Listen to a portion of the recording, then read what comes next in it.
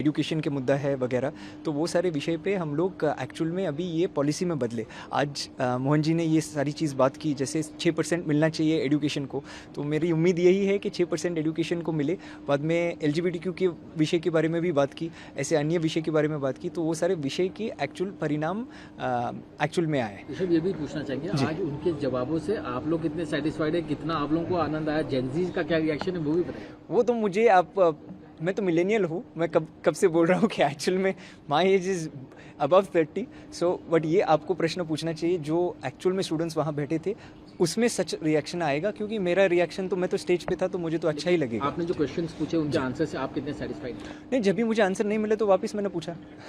LGBTQ का मुद्दा हो, चाहे 6% बजट लोकेशन का मुद्दा हो, रिजर्वेशन का मुद्दा हो, कई सारी चीज़ें जो बहुत टैबू रही हैं, लोग पूछने से डरते हैं, लेकिन पूछा भी गया, जवाब भी आया।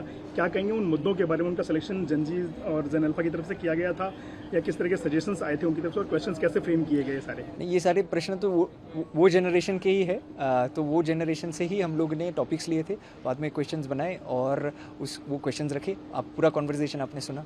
मैं पॉलिटिशियन तो नहीं हूँ, तो उसके लिए मेरे आंसर्स थोड़े शॉर्ट हैं। जो जवाब आए मोहन भागवत जी की तरफ से, उनको आप कैसे एनालाइज करते हैं, कैसे विश्लेषण करते हैं? उनका पर्याप्त जवाब थे जो आपको चाहिए थे, जो सवाल थे आपके? जैसे मैंने बोला कि जब भी मुझे आंसर नहीं मिला तो मैंने 2 बार वही सेम प्रश्न पूछा, तो वो पूरा कॉन्वर्जेशन आपके सामने है।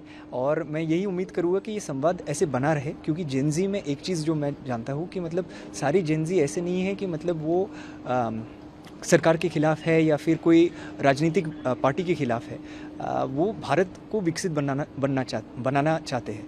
तो I don't think the political ideology matters as much as their aspiration, and वो एस्पिरेशन लोगों को समझ में आएगी जब ही बातचीत होगी और संवाद होगी।